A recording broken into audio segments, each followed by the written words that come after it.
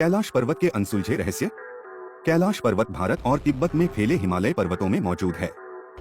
हिंदू धर्म के अनुसार यह भगवान शिव जी का निवास स्थान है। यहाँ पर वे पत्नी पार्वती जी और सवारी नंदी जी के साथ ध्यान लगाते हैं। कैलाश पर्वत सिर्फ हिंदुओं के लिए ही नहीं बल्कि अन्य और 3 धर्मों बौद्ध, जैन और बौन के लिए भी पवित्र स्थान है। जैन धर्म में इसे अस्तपदा कहा गया है, बौन धर्म में टाइस कहा गया है और बुद्धिस्ट धर्म में इसे कान रिम्पोचे कहा गया है। इसी वजह से इन सभी धर्मों का कैलाश पर्वत से अटूट आस्था जुड़ी हुई है। कैलाश पर्वत से भारत की 4 प्रमुख नदियां ब्रह्मपुत्र, सतलुज, इंदुस और करनाली नदी भी निकलती है और चारों नदियां चारों अलग अलग दिशाओं में बहती हैं। कैलाश पर्वत के साथ ऐसे बहुत से रहस्य और चमत्कार जुड़े हैं जो कि दुनिया के लिए अभी तक अनसुलझे हैं। कैलाश पर्वत पर आज तक कोई भी व्यक्ति नहीं चढ़ पाया है। दुनिया के सबसे ऊंचे पर्वत माउंट एवरेस्ट पर हजारों लोग चढ़ चुके हैं, लेकिन कैलाश पर्वत पर किसी का न चढ़ पाना पूरी दुनिया को हैरान करता है।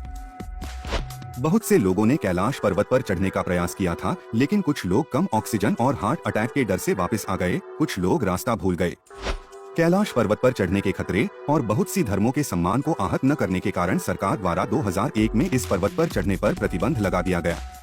माना जाता है इस पर्वत पर चढ़ने वाले इकलौते इंसान बुद्धिस्ट साधु मिलारेपा थे जो 12वीं सदी में कैलाश पर्वत पर चढ़े थे। कैलाश पर्वत पर चढ़ने की कोशिश करने वालों का दावा है कि इस पर्वत के आसपास समय दुनिया के किसी भी हिस्से के मुकाबले ज्यादा तेजी से बीतता है।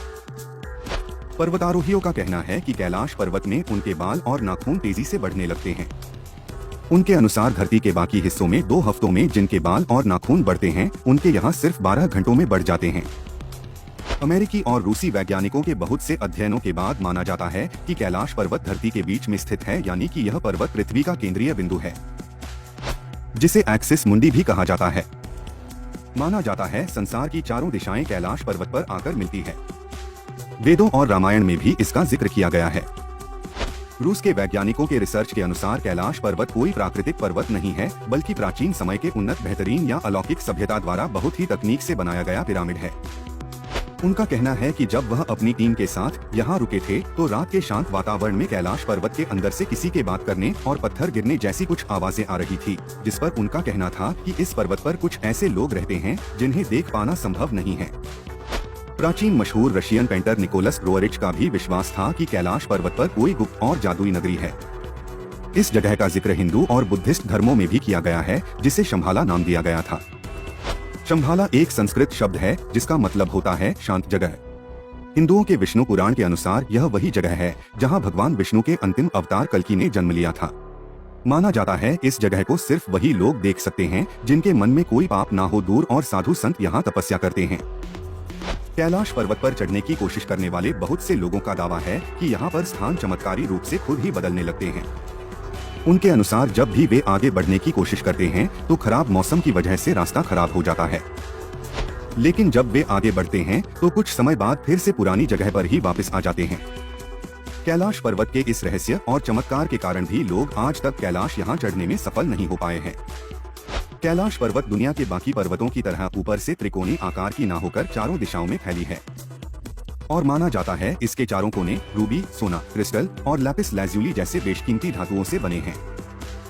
वेदों और पुराणों के अनुसार कैलाश पर्वत धरती पर स्वर्ग का रास्ता है और हिंदी मान्यताओं के अनुसार पांडव और द्रौपदी कैलाश पर्वत की चढ़ाई करके ही मोक्ष को प्राप्त हुए थे।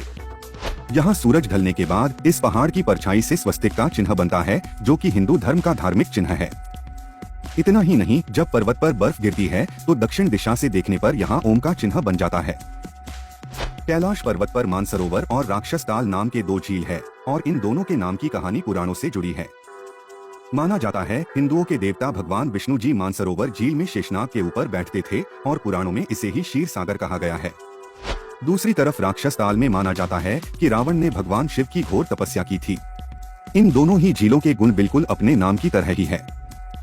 मानसरोवर झील का आकार सूर्य की तरह है और यह शुद्ध मीठे पानी का झील है। इसके विपरीत राक्षस ताल का आकार टूटे चांद की तरह है और यह खारे पानी का झील है, जहां पानी में जीव जंतु व पौधे नहीं लगते। इन दोनों ही झीलों का सबसे बड़ा रहस्य यह माना जाता है किसी समय में ये दोनों झील एक ही थे और अभी भी एक दूसरे के सामने ही मौजूद है, लेकिन इतने नजदीक होने के बावजूद भी इन दोनों के गुण एक दूसरे से बिल्कुल अलग है।